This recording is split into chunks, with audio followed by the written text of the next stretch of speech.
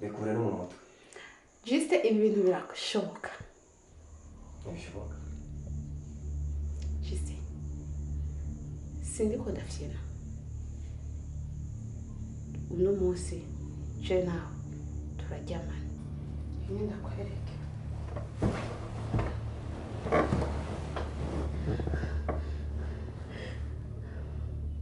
Urabikora ntibikora? Nukuri kw'Imana sishobora kubikora.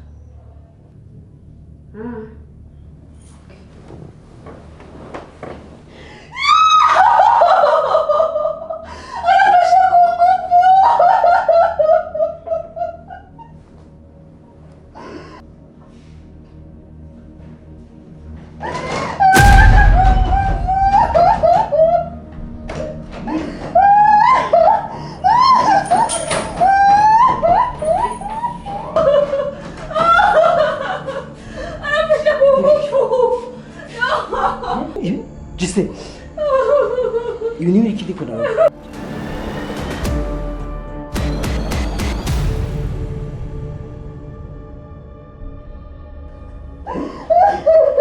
Wowe ukoze ibintu nk'ibi? Papa, nukuri ko umukobwa ariko arabeshya. Nta kintu na kimwe nigeze nkora. Sinigeze ndamukorako, nta kintu na kimwe nigeze nkora. Imikino gute mu gihe tugusanze mu cumba c'umugore? Yo imikino gute? Kuko sigura waje gukora ikinga mu cumba.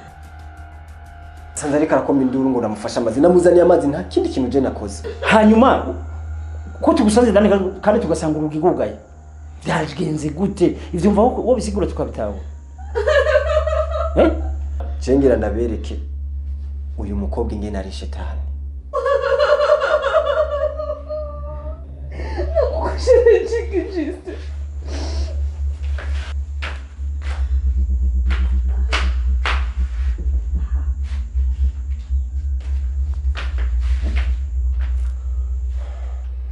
Iyi ni telefone. Uwo mukobwa yari yaneze itelefone. Sinzi ikintu yari yashatse gukora. Imana yakinze mbona telefone. Byose byafashwe.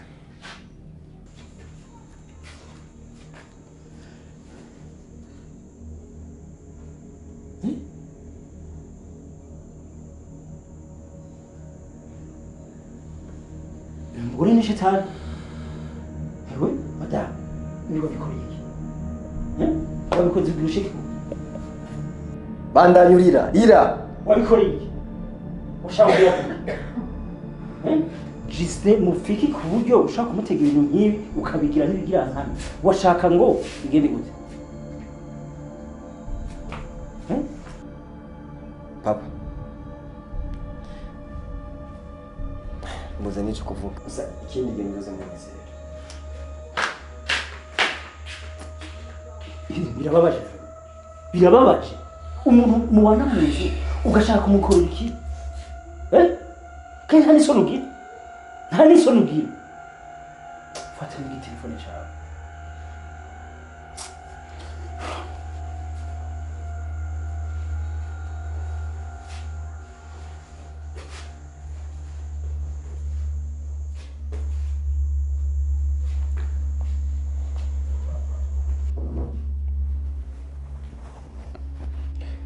Ibi byose bitanguye ryari? Byatanguye ryari? Burya wowe nubona yuko uri kurimbara amazi ugakora uko ushoboye gukora imigambi ituma umara amazi ajewe. Uri umuntu nyabaki ugapanga imigambi ku buryo abantu bose bahururungana mu nzu. Bibaze ngo ikibazo kibaye komeye n'imipango yawe. Aho mama we ntumara amara kweri. Aho nubona ko urakora ibintu bimara amazi ajewe. Je naravye ikigugu kweri. Naravye umwana atazi kwiyumvira n'akantirobo. Aho kunshigikira ku mikino ndiko ndakina. Uri kumbona nabi. Iva. Ibi byose ndabikora kubera wewe. Ibi byose ndabikora kubw'ubuzima bwawe nipfuza ko buba bwiza. Ibyo bindi uri kuriyumvira kugomba kunshira kwa makosa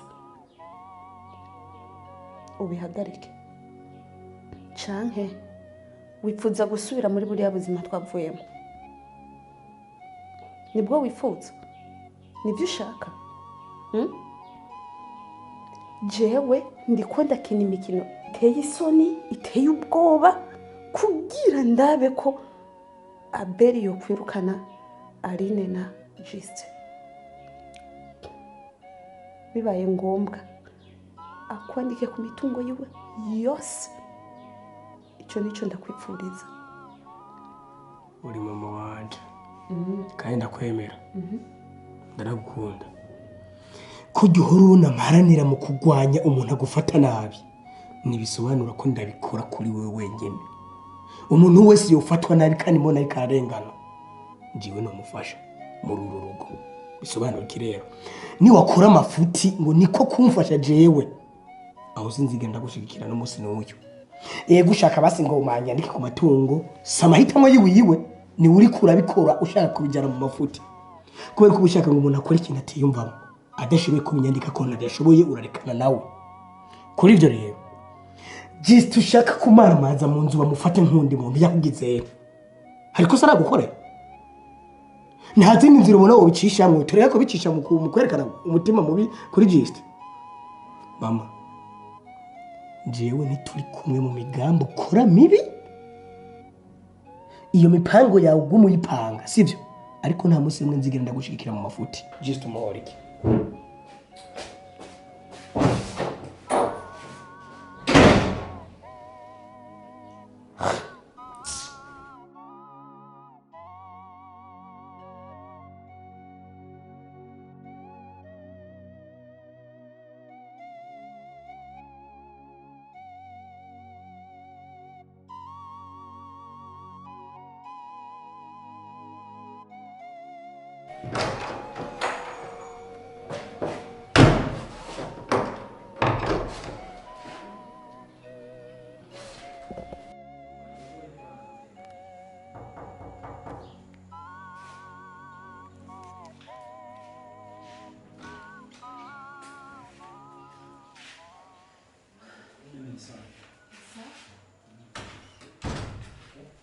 Nene?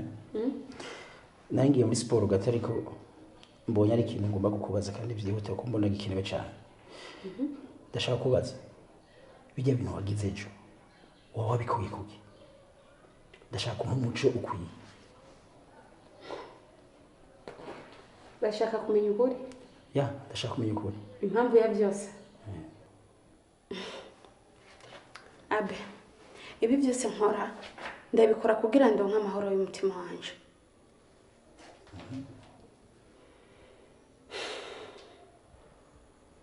Abe, kuba Aline na Juste bari muri iyi nzu birambuza amahoro. Birambuza amahoro. Niyo mpamvu ibi byose ngerageza kubikora kugira ndabe ko uwo mubona nabi na gatoya, ndabe ko uwo mufata mu mikosa n'umunsi umwe,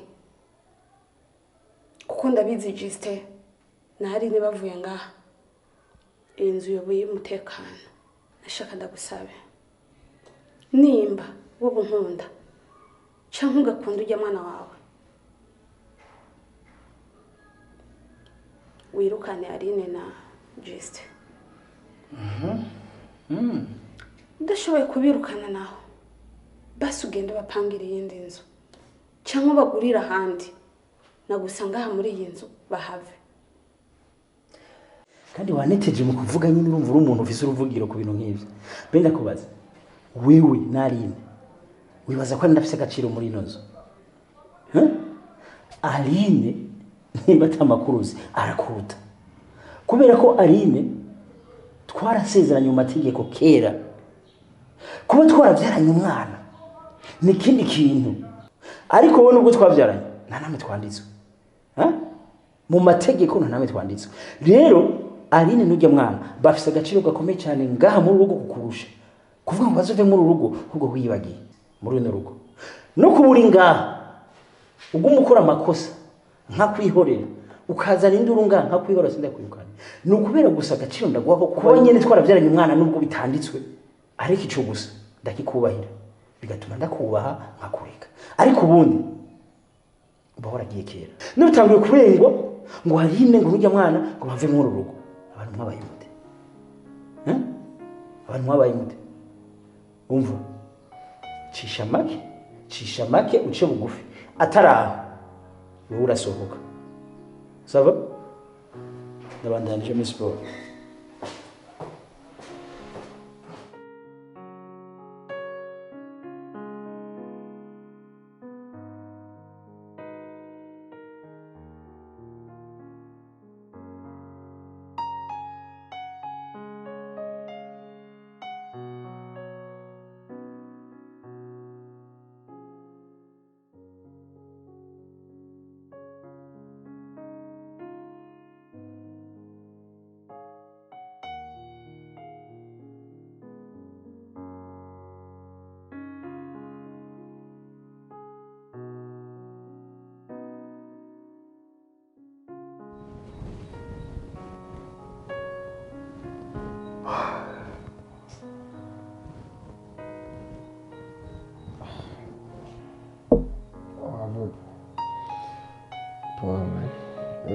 uraryama no gushika n'amasaha yose kwera kandi wowe wibaza ko ari mu ijoro rega bwakeye kandi kera bibaze kubona yamaze no kunywa n'icyayi gusa nyine nagusigaye cyowe kiri ku meza kirakurindiriye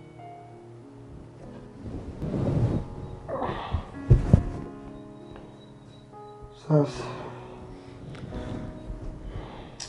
uramutse neza hano wapi Puja. Oya Justin.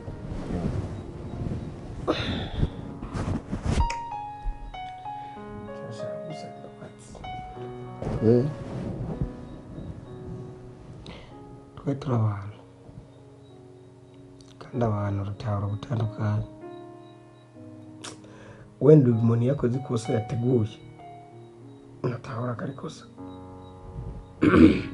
ahubwo ni muri cyagiye aba yumvise yuko yumva yishe yumva ko hambaye cyangwa yakoze umuti burya umuntu yakoze ikosa babyumva yuko arenza ariko just burya abantu turatandukanye abantu baragoye just umuntu ushobora kumukorera akantu gato basi kutamusaba ikigongo akayimara imyaka myinshi niyo mpamvu jewe ejo warabonye ko nagiye ndebye naguma nimvira sana ku bintu byabaye ndabona yuko bikwiye basi ko nagusabira imbabazi mama wanje namusabira imbabazi cyane ibintu yarakoze si byiza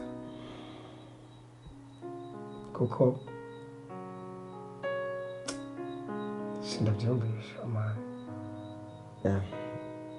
iva nyine ibintu uvuze n'ibyo ariko burya abantu turatandukanye jewe ku ruhande rwanje kubika inzika birangora nenda kwanga ndabikwereka ndanagukunda ndabikwereka for really nakubeshe uri mu bantu nkunda kandi kuva aho menye uko tunavukana narushije kugukunda kandi ntanakubeshe mama wawe cyese ndamwanga burya mama wawe afite ikintu muri we cyo gushaka amaronko yose kandi rya sikosa giye ni kamere iba mu muntu kirenze ko bro umuvyeyi yamara umuvyeyi uko yameze kose ku mwana yamara umuvyeyi ariko bijya bintu sinari kubikorera mama wawe ngo jewe nje hejuru mu bango ndafate ku ngufu nawe urabizi bivaye n'ukuntu nzi so ikintu cyiza je naramubabariye pe kandi umva amahoro kandi na problem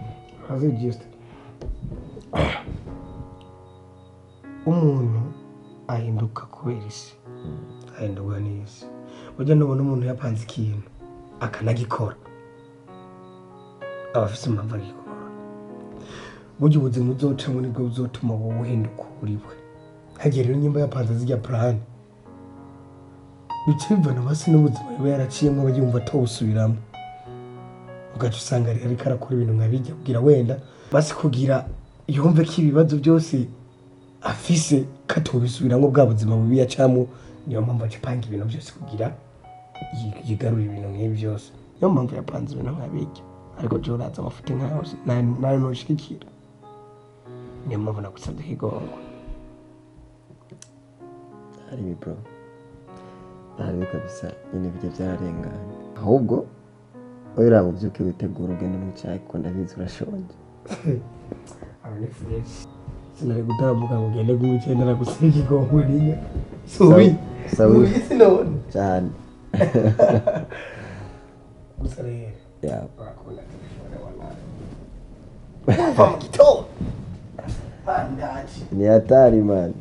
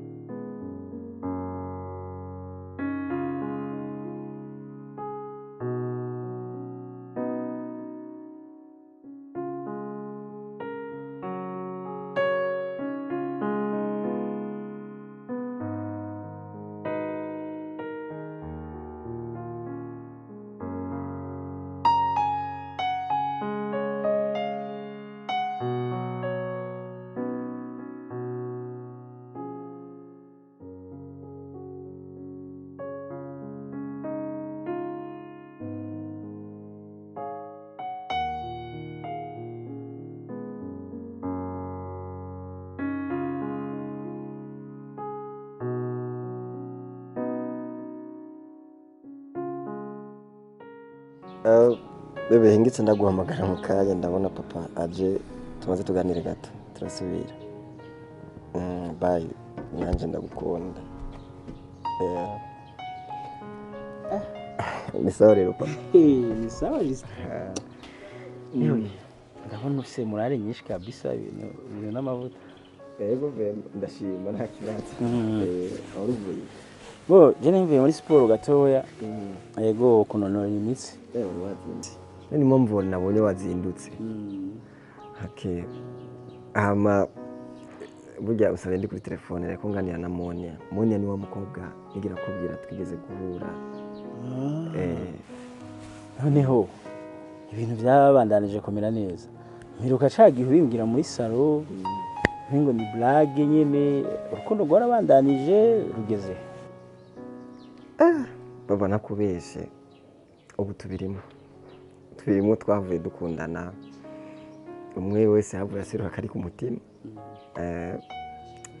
Nukuri burya bijya bintu nakubwiye ko ngiye kumigaragariza ukuntu gutandukanye narabikoze nigira umukene umva wa mukene umwe wa nyuma wo hasi ndamwizeza ubuzima nyine nari mbayemo kera ko aribwo nkirimwo nibaza ngo umukobwa azotera mpeba ariko igitangaje umukobwa yarankunze aranyitaho amafaranga yarose make turayagabura ntuvyizera ninjya kuri yateriye ngira ukunye nkabona aranzaniye. Wow. Nasanze ari umukobwa w'umutima cyane umukobwa atandukanye n'abandi bose. Ntiwumva rero wagize ikintu ciza kumunyegeza uri sivyo kumunyegeza kugira ngo nyine agukunde urukundo ruri novuga original.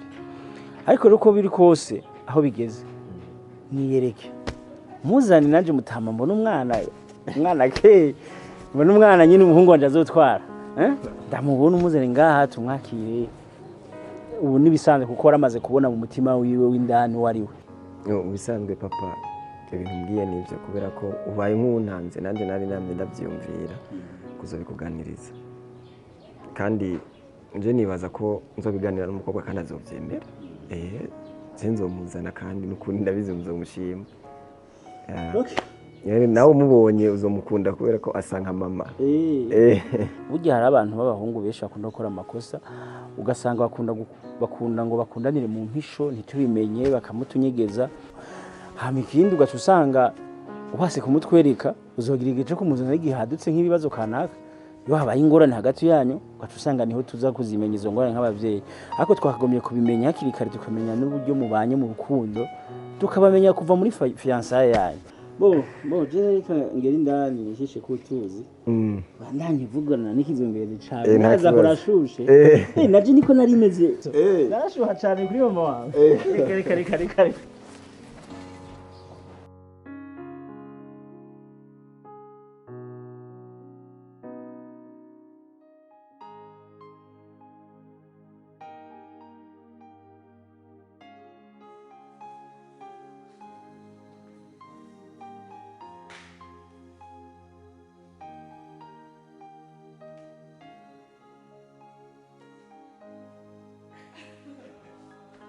upfumwanze rega sha wowe uraje ngaho onye ugasamarira igisagara ngaho onye haciye hazi igikoko kiga gukanguka cubwo ngaho yahepfo giciye he naragera ciye wari mu nzu ico bikubona naco cova hanze kikaduga gutya nakibona kandi ndiko ndaba hasi nako ndiyumvira gusari ariko iyo nashaka kuvugana nawe kandi kiri seri nari kuba narakikubwiye kiriya gihe ariko hari ibintu byinshi byaciye bihaca bibi ibintu by'ibibazo no kuba narabitinya igihe gihe ndi kinini nta mpamvu yo kubitinya kandi gihari ndazi kuza kubifata kundi ukuntu yani igihagararo cawe n'igihagararo canje ukafata yuko umenga ntibihuye sinitaye ku kuntu ngana canke ukuntu abandi bantu baza kubifata ahubwo nitaye ku kintu nshaka kukubwira wewe sinota mbari ngo nce hirya no hino ukuri nuko ndagukunda nkunda zije kwinshi ndarabimbwira kandi abibona ko nkunda uri umuntu wanje umwana wanje nakutagira byinshi nabibonye ubuzima twacanyemo ni byinshi sinumva impamvu no musi yafashe ijambo ukagerageza ukambwira aho nkunda uzi iciza gihari uri umuntu akuze kandi utahura barambwira neza ga usanga n'ibyo bitari igihe umugabo wawe yaza kukubwira ibyo akubwira wamubajije ngo uri umwana wanje ngo ibyo bintu nabyo nahura aba urakoze turi uravuga byinshi nakumvise ninde ko ncana muri situation y'umugabo wanje namaze kumva ibyo mbwira ariko iva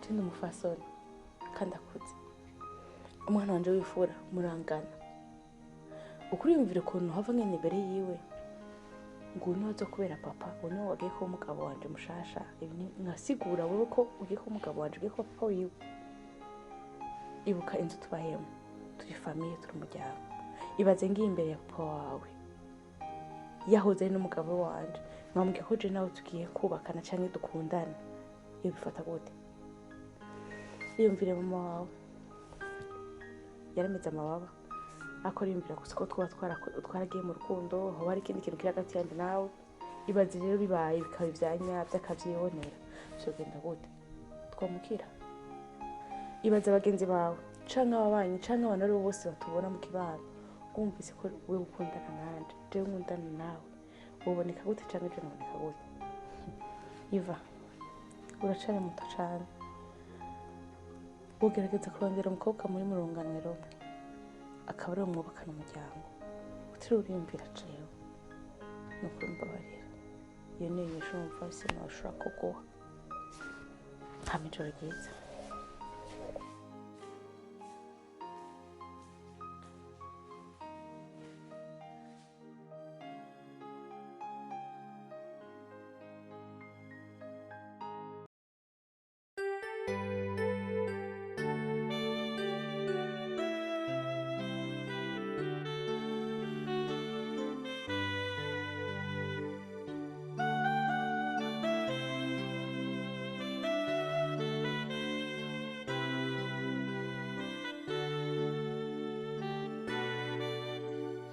Shalom.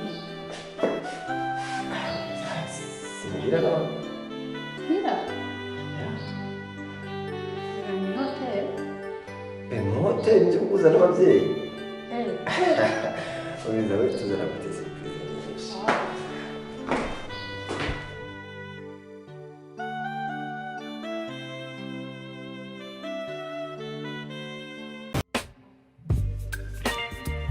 Muganga gakondo yakuzaniye umuti ugaruza ibyibwe utiriwe uruha si ngombwa kwirirwa ujya ahari aho uri hose arabikuzanira agufasha kumenya niba ukunda agukunda koko cyangwa ataguca inyuma agufitiye umuti utuma abagore bakundwa umuti wirukana ibisambo umuti ugaruza ibyibwe atanga kandi uruhereko n'umuti weza umurima atanga umuti ku bakobwa babuze abagabo umuti uvura inyatsi umuti wo kwihorera ku mwanzi umuti w'insinzi umuti wongera ubukungu indwara zananiranye, amarozi y'ubwoko bwose, ahumanura kandi abantu bahumanyijwe, atsirika amarozi y'ubwoko bwose, ahumanura ibibanza bikagurwa byihuse. Muganga gakondo atanga uruhereko cyangwa umurinzi, akoresha imbaraga z'abakurambere, akoresha kandi amahembe y'inkorongo. Aragufasha wowe urwara igifu, impyiko, kubura imihango, guca imyeyo, ababuze urubyaro, abashaka uruhereko, abarwaye asima, diyabete, iseru, kubyimba amaguru,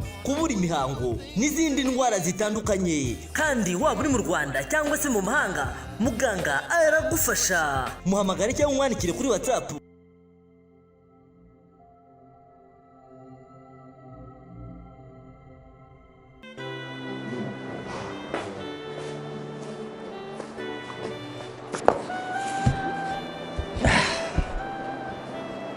Nashirani muri wanyu.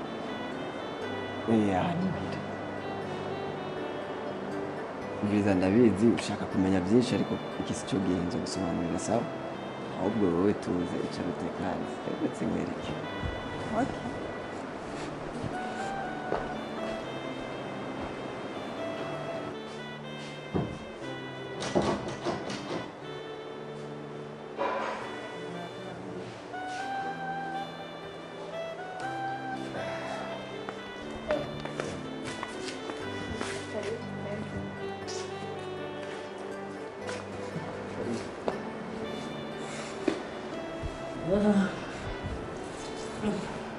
ubu ni wa mushyitsi tuzani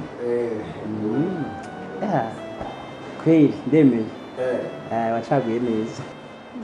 Vugire vugiritse. Abongereza nibo numvise bivuga neza ngo you are beautiful girl. Nakagere kari beautiful nyene keza.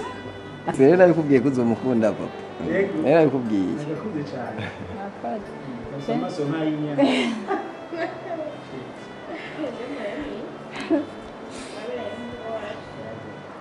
Nitwa Moni.